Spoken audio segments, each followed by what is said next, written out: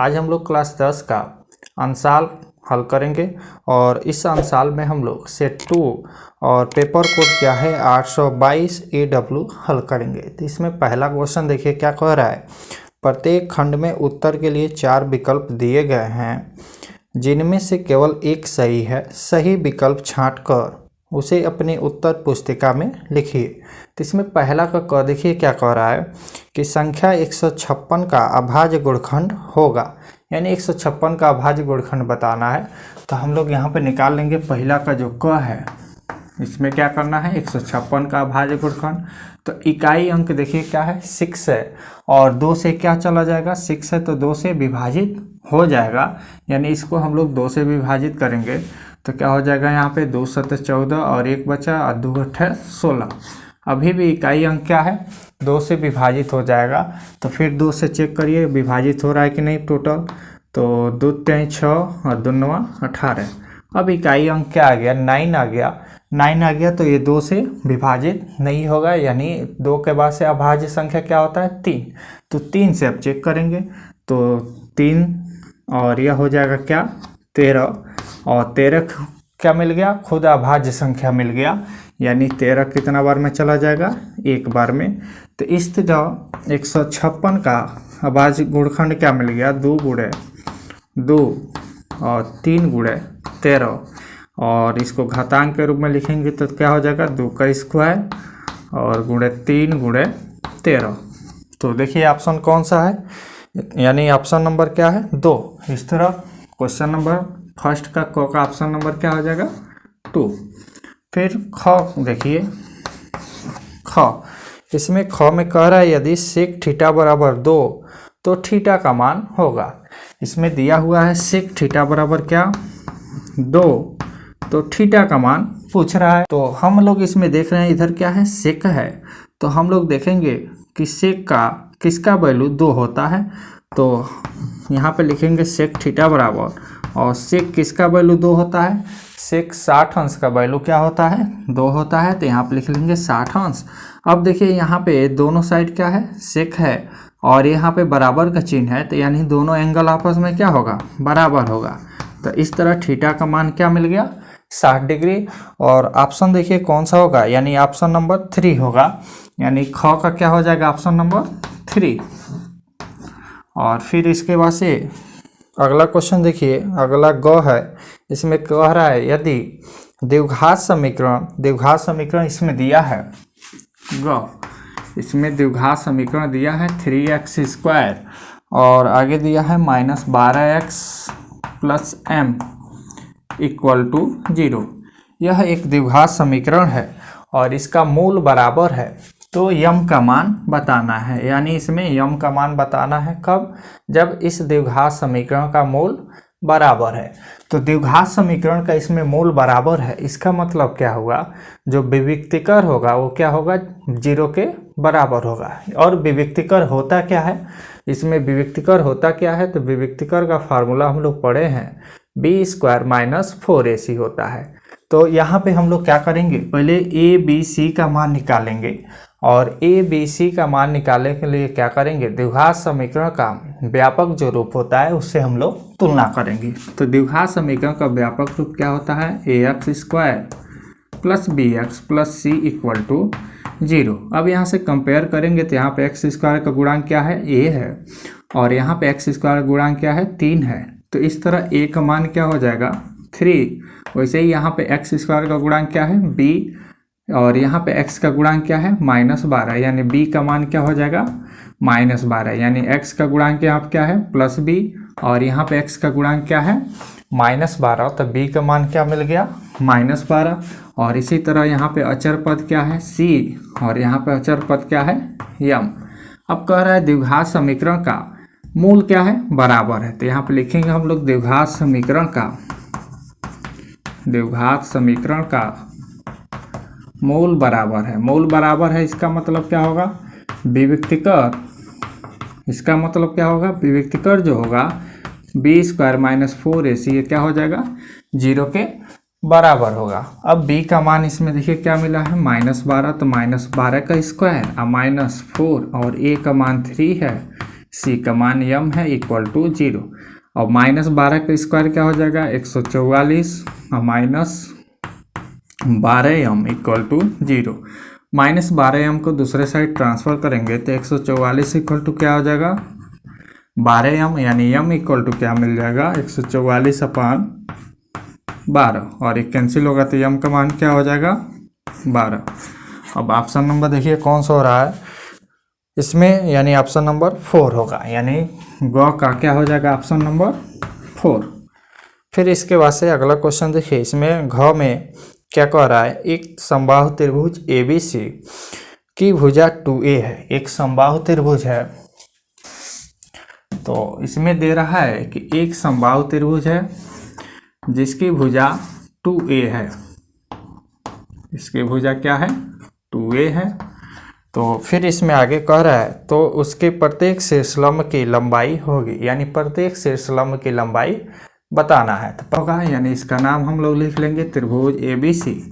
तो शीर्ष A से भुजा BC पे जो डाला गया लंब होगा इसी को हम लोग क्या कहेंगे शीर्षलंब, यानी AD जो होगा ये क्या हो जाएगा शीर्षलंब होगा। उसी तरह इस AC पर शीर्ष B से जो लंब डालेंगे हम लोग उसको भी हम लोग क्या कहेंगे शीर्षलंब, और शीर्ष C से AB पर जो लंब हम लोग खींचेंगे उसको भी क्या कहेंगे शीर्षलंब।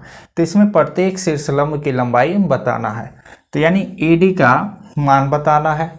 तो यह क्या है ABC एक समबाहु त्रिभुज है और समबाहु त्रिभुज के किसी शीर्ष से उसके भुजा पे डाला गया जो लंब होता है यह इस भुजा को यानी भुजा BC को जो AD है यह इसको समद्विभाजित करता है। समद्विभाजित करता है इसका मतलब क्या है, BC जब 2a है तो BD कितना हो जाएगा a हो जाएगा। BD कितना हो जाएगा a मिल जाएगा। अब इसमें AD बताना है और यहाँ पे शीर्षलंब है तो यहाँ पे क्या बनाएगा 90 अंश का कोण बनाएगा। अब यहाँ से हम लोग क्या करेंगे त्रिभुज ADB इसमें क्या कर देंगे पाइथागोरस प्रमेय लगाएंगे। तो यहाँ पे हम लोग क्या कर देंगे त्रिभुज ADB में पाइथागोरस प्रमेय लगाएंगे। तो यहाँ पे 90 अंश का कोण बन रहा है और 90 अंश का जो सम्मुख भुजा होता है वो क्या होता है कोण होता है, और यह शीर्षलंब है तो यानी यह क्या हो जाएगा लंब होगा और यह क्या हो जाएगा आधार हो जाएगा। तो यहाँ पे हम लोग क्या लिखेंगे कर्ण का स्क्वायर, तो कर्ण का स्क्वायर यानी AB का स्क्वायर और equal to AD square plus BD का स्क्वायर। AB कितना दिया है 2a दिया है तो 2a का स्क्वायर इक्वल टू AD निकालना है और प्लस BD कितना मिला है a, तो यानी यह क्या हो जाएगा a स्क्वायर। 2a का होल स्क्वायर है तो 2 का स्क्वायर क्या हो जाएगा 4 और a स्क्वायर, इस a स्क्वायर को दूसरे साइड कर दें तो -a स्क्वायर हो जाएगा और यहाँ पर हो जाएगा AD स्क्वायर।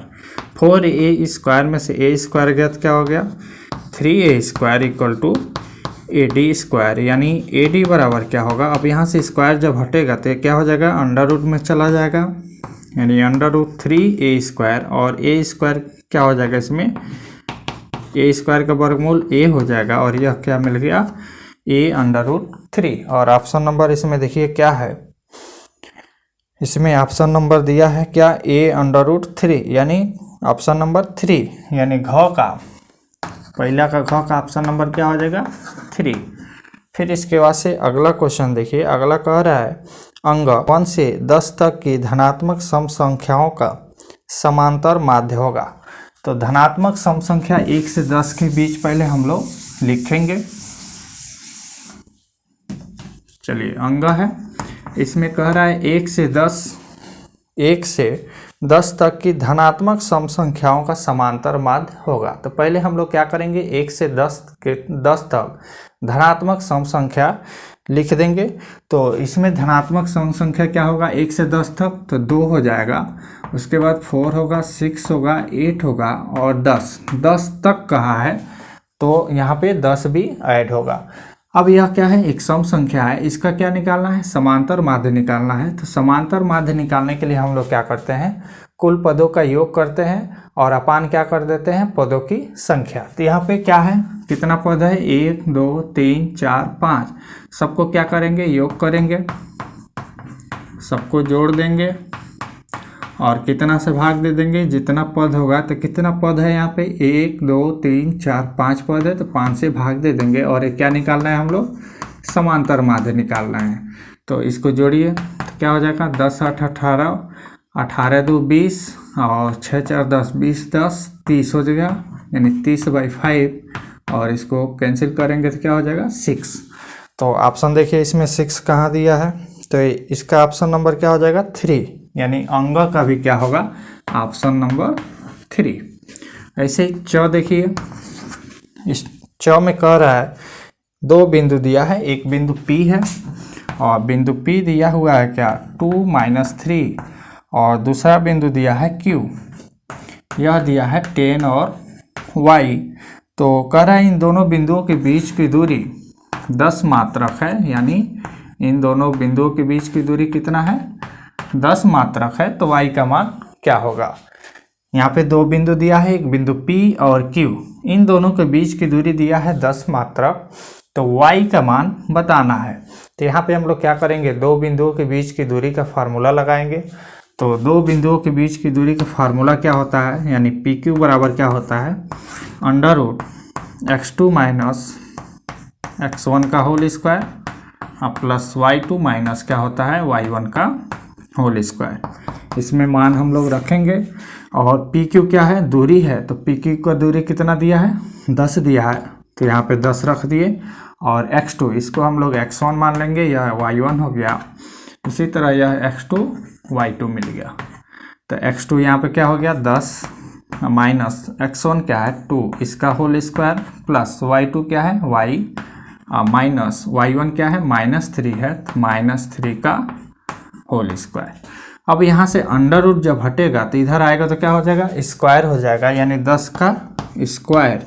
और इसको हम लोग घटा देंगे, 10 में से 2 गया 8, और 8 का क्या हो गया स्क्वायर, प्लस यहाँ से माइनस माइनस क्या हो जाएगा, प्लस हो जाएगा, यानी y + 3 का क्या हो गया, होल स्क्वायर। चलिए यहाँ से 10 का स्क्वायर 100 और 8 का स्क्वायर क्या होगा, 64, और 64 को दूसरे साइड लाएंगे तो -64 इक्वल टू, और यहाँ पे a + b का होल स्क्वायर का फार्मूला लगाएंगे। तो a का स्क्वायर प्लस b का स्क्वायर प्लस 2ab होता है, यानी 6y। यहाँ से इसको घटाएंगे तो क्या हो जाएगा, 10 में से 4 गया 6, और यहाँ पे 9 में से 6 हो गया 3, 36 हो गया। माइनस प्लस 9 को दूसरे साइड लाएंगे तो क्या हो जाएगा, -9, और इक्वल टू क्या मिला, y² प्लस 6y। अब इसके बाद से इसको हम लोग इधर लिख रहे हैं।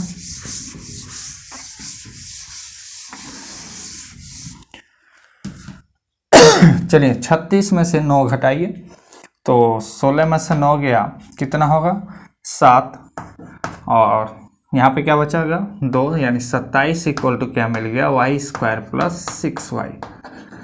प्लस 27 को इस साइड ले जाएंगे तो क्या हो जाएगा, y² प्लस 6y माइनस 27 हो जाएगा इक्वल टू 0। अब यहाँ पे क्या मिल गया, एक द्विघात समीकरण मिल गया।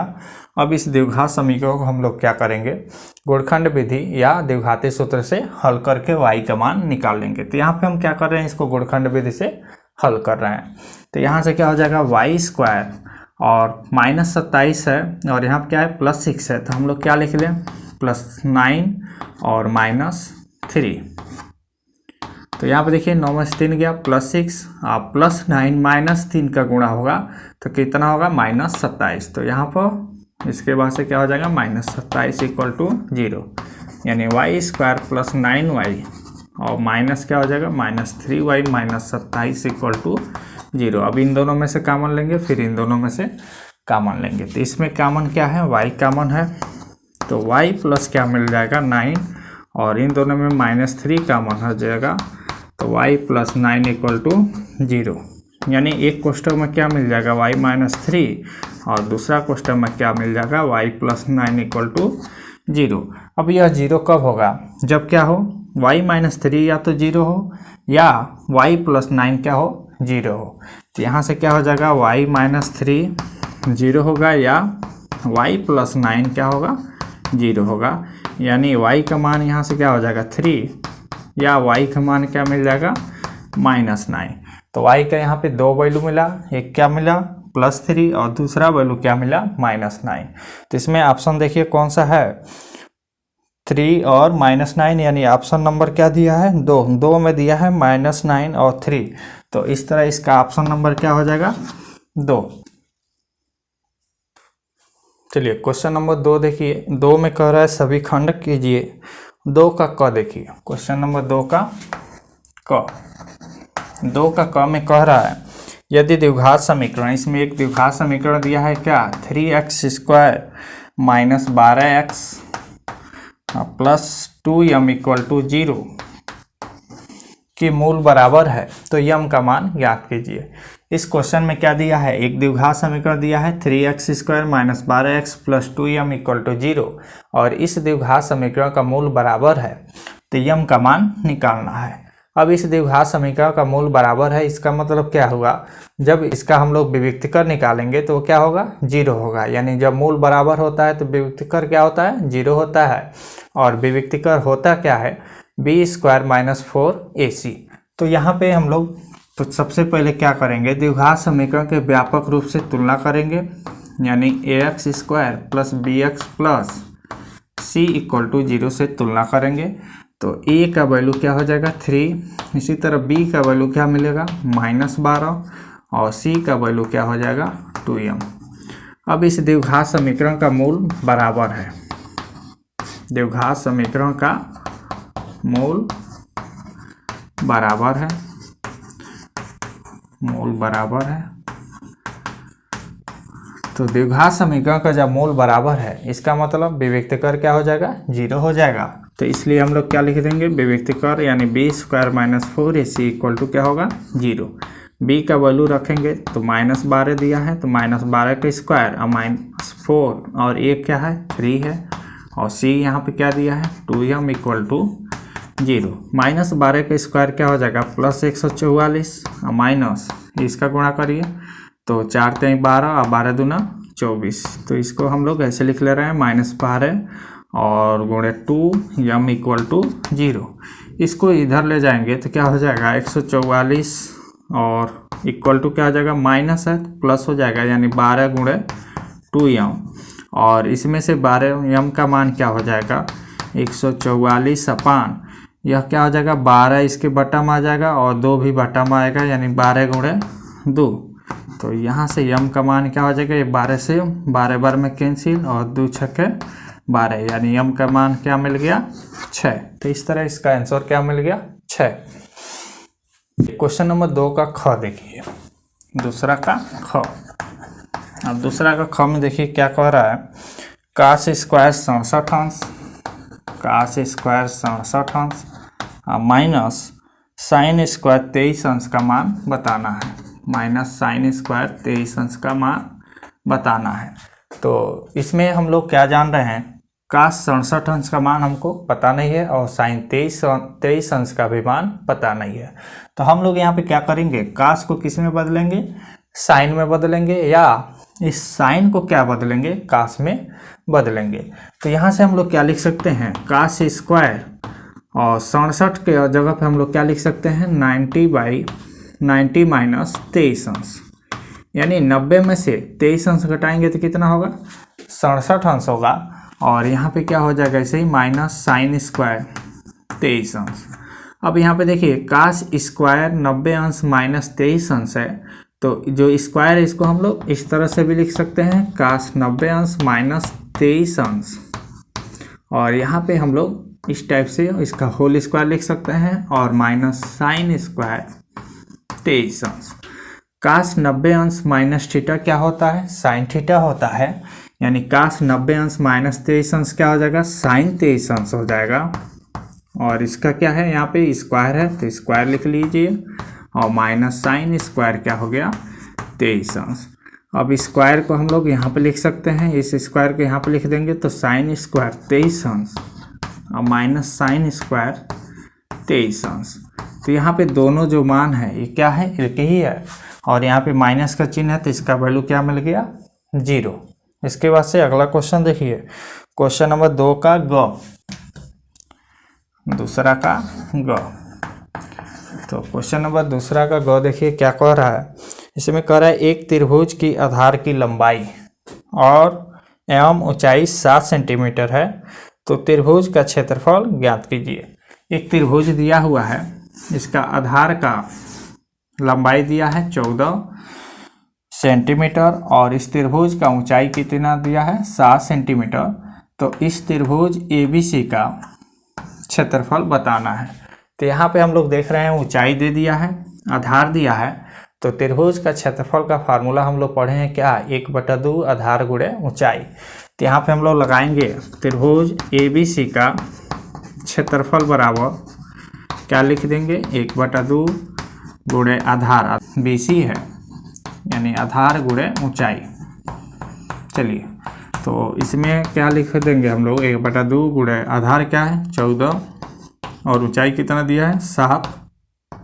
इसको कैंसिल करेंगे तो 7 बार में, और 7 × 7 क्या हो जाएगा यानी 49, इतना क्या होगा सेंटीमीटर स्क्वायर। तो इस तरह इस त्रिभुज का क्षेत्रफल क्या मिल गया 49 सेंटीमीटर स्क्वायर। इसके बाद से अगला क्वेश्चन देखिए, इसमें अगला क्वेश्चन दिया है घ, दूसरा का घ में कह रहा है कि प्रथम 10 अभाज्य पूर्णांकों की माध्यिका ज्ञात कीजिए। तो प्रथम 10 हम लोग क्या लिखेंगे, सबसे पहले अभाज्य संख्या। तो प्रथम 10 अभाज्य संख्या क्या होगा, तो यहाँ से क्या हो जाएगा, 2 अभाज्य संख्या होता है, 2 के बाद क्या होगा 3, 3 के बाद 5, 5 के बाद 7 और 7 के बाद से क्या हो जाएगा 11 हो जाएगा, 11 के बाद से 13 और 13 के बाद से 17 और 17 के बाद से 19 और गिनिए कितना है 1 2 3 4 5 6 7 8, अभी 8 हुआ। 19 के बाद से क्या हो जाएगा 23 और 23 के बाद से 29।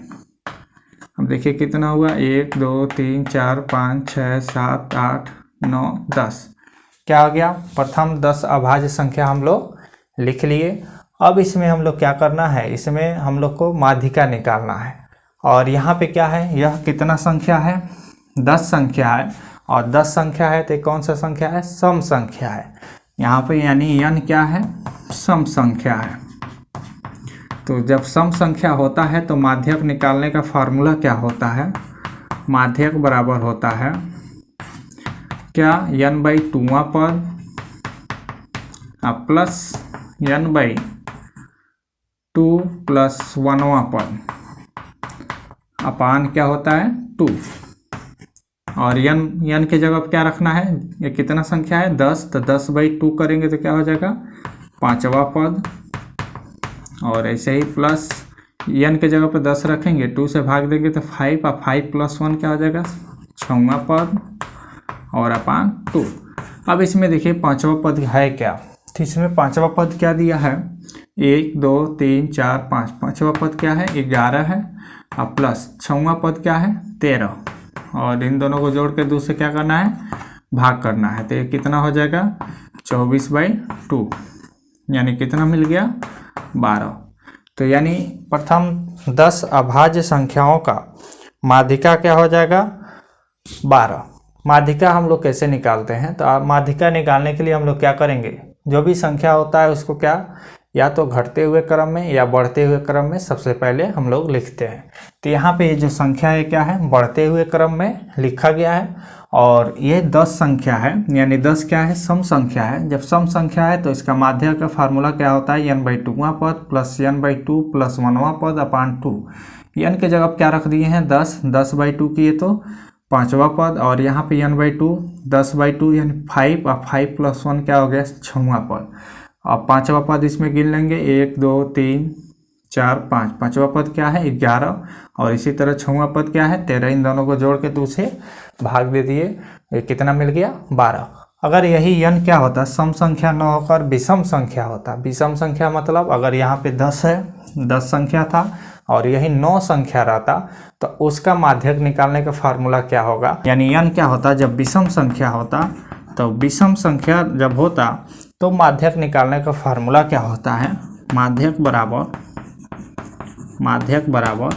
n + 1/2वां पद यानी इसमें से एक संख्या अगर हम गायब कर दें तो ये क्या हो गया, टोटल संख्या कितना हो गया 9, और 9 क्या है, एक विषम संख्या है, तो n के जगह पे 9 रखेंगे और 9 + 1/2 यानी कितना हो जाता है 9 1 10 और 10/2 यानी पांचवा पद। तो पांचवा पद इसमें हम लोग देखते हैं पांचवा पद कौन सा है, 1 2 3 4 5, यानी माध्यक तब क्या हो जाता 11 हो जाता।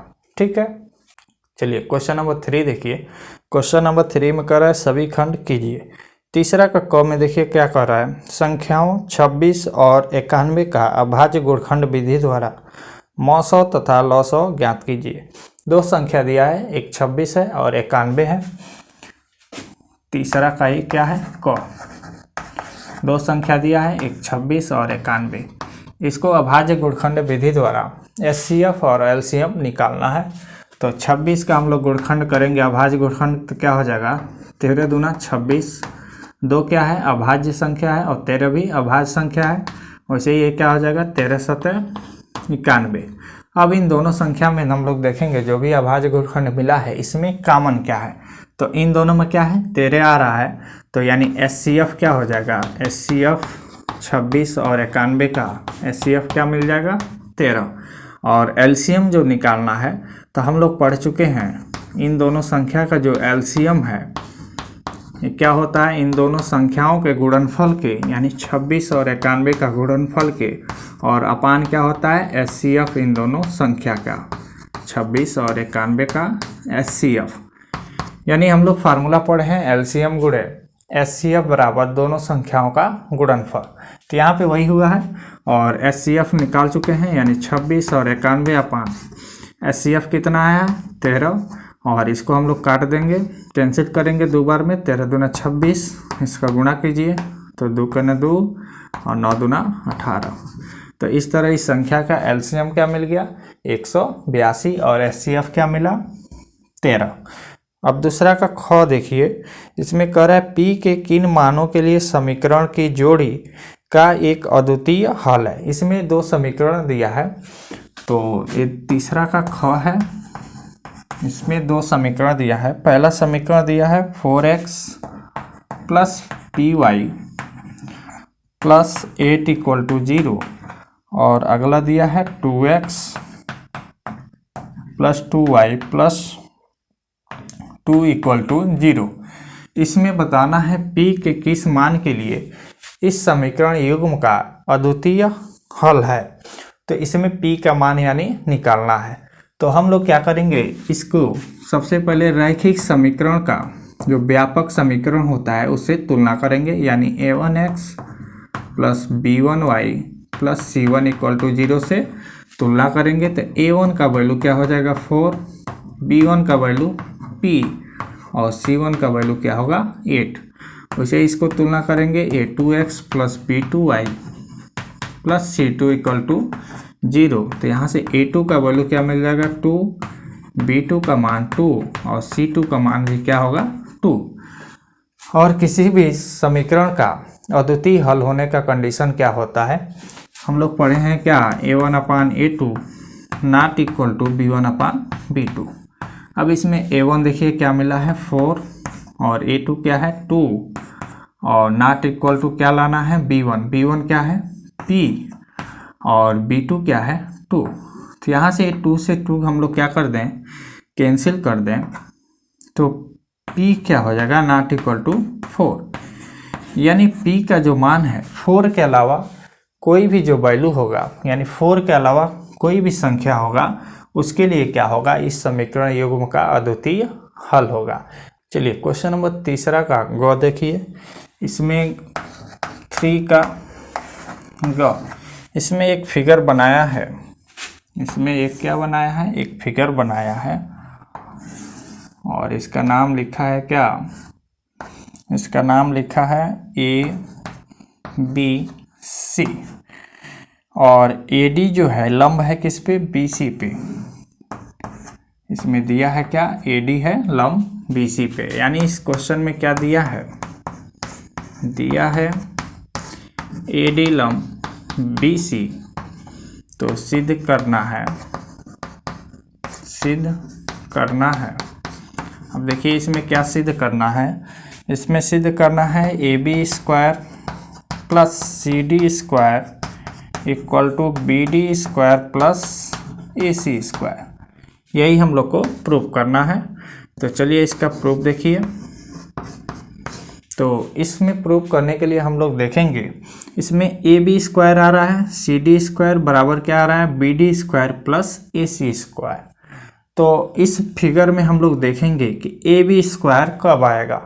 तो यहाँ पे ए बी है, तो कौन सा त्रिभुज अगर हम लोग लेकर चलेंगे, अगर त्रिभुज बी डी ए हम लोग लेकर चलेंगे तो डी क्या है, समकोण है, यानी कोण डी क्या है, 90 अंश है। और 90 अंश के सामने वाला जो भी भुजा होता है वो क्या होता है, कोण होता है। तो यहाँ पे 90 अंश का कोण बना रहा है, तो 90 अंश के सामने भुजा कौन सा है, ए बी, और ए बी क्या हो जाएगा, कोण हो जाएगा। तो यहाँ से हम लोग क्या लिखेंगे, त्रिभुज बी डी ए में, इसमें हम लोग क्या लगा रहे हैं, पाइथागोरस प्रमेय। और पाइथागोरस प्रमेय लगाएंगे तो इसमें कोण डी क्या है, समकोण है, कोण डी समकोण है। तो कोण डी के सामने का जो भुजा होगा वो क्या हो जाएगा, कोण हो जाएगा। तो कोण डी के सामने की भुजा क्या है, ए बी, यानी ए बी क्या मिल गया, कोण। तो यहाँ पे हम लोग क्या लिखेंगे, ए बी का square equal to B D का स्क्वायर, अब प्लस फिर क्या हो जाएगा, ए डी का स्क्वायर। इस बी डी को हम लोग दूसरे साइड, इस साइड ट्रांसफ़र करेंगे तो यहाँ से क्या हो जाएगा, A B square minus B D square और equal to A D square. इसको हम लोग समीकरण 1 लिख देंगे। फिर इसके बाद से आगे देखिए, इसमें क्या है, सी डी है। तो देखिए सी डी कहाँ पे है, यह है सी डी। तो जब सी डी आ गया तो इससे पता चल रहा है हम लोग को कौन सा त्रिभुज लेना है, त्रिभुज ए डी सी। कौन सा त्रिभुज, त्रिभुज ए डी सी में, इसमें भी कोण डी क्या है, समकोण है, कोण डी समकोण है। तो इसमें हम लोग पाइथागोरस प्रमेय लगाएंगे, और पाइथागोरस प्रमेय लगाएंगे तो यहाँ पे देख रहे हैं कोण डी क्या है, 90 अंश है। तो 90 अंश के सामने वाला भुजा जो भी होता है, तो इसमें भुजा ये क्या है, ए सी है। तो ए सी क्या मिल गया, कोण मिल गया। तो यहाँ से क्या हो जाएगा, कोण का square equal to C D का स्क्वायर प्लस ए डी का स्क्वायर। तो सी डी को इस साइड ट्रांसफ़र करेंगे तो A C square minus C D square equal to क्या हो जाएगा, ए डी स्क्वायर। और यह हो गया इक्वेशन नंबर 2। अब हम लोग क्या करेंगे, इक्वेशन 1 और 2 इन दोनों को कंपेयर करेंगे। तो इसमें हम लोग देख रहे हैं जो RHS है दोनों का क्या है, बराबर है। जब RHS बराबर है तो LHS भी क्या होगा, इन दोनों समीकरण का बराबर होगा।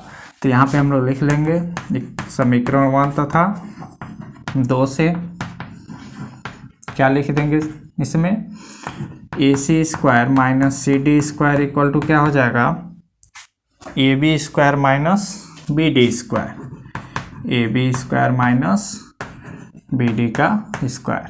अब इसमें देखिए क्या लाना है, A B square plus C D square. इस माइनस सी डी को इधर ट्रांसफ़र कीजिए और माइनस बी डी को इस साइड लाइए। तो यहाँ से क्या हो जाएगा, A C square plus B D square हो जाएगा, और A B square minus C D है तो प्लस सी डी का स्क्वायर। और इसको हम लोग ऐसे लिख लेंगे, A B square plus C D square बराबर A C square plus B D का स्क्वायर। और यही हम लोग को प्रूव करना था। क्वेश्चन नंबर 3 का घ देखिए, इसमें कह रहा है कि एक घन का आयतन 1331 सेंटीमीटर क्यूब है। एक घन का आयतन है, 3 का घ है, घन का जो आयतन है वो कितना है, घन का आयतन दिया है 1331 सेंटीमीटर क्यूब। तो कह रहा है इस घन का संपूर्ण पृष्ठ ज्ञात कीजिए, यानी घन का संपूर्ण पृष्ठ निकालना है। तो घन का संपूर्ण पृष्ठ